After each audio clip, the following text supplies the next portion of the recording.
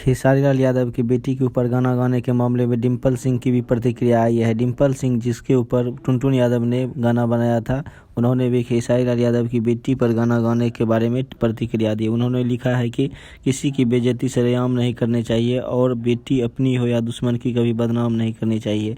इसमें खेसारी लाल यादव के सपोर्ट में डिम्पल सिंह ने अपना पोस्ट लिखा है और इस पोस्ट को उन्होंने अपने फेसबुक अकाउंट से शेयर किया। आपको बता दें कि जबकि डिम्पल सिंह के ऊपर भी टुनटुन यादव के द्वारा गाना गाया गया था, इसके बावजूद भी डिम्पल सिंह ने खेसारी लाल यादव का समर्थन किया है और उन्होंने उसकी बेटी का सपोर्ट किया गया और गाना गाने वाले का विरोध किया गया। इससे यह दिखता है कि डिम्पल सिंह एक बहुत ही शानदार अभिनेत्री है।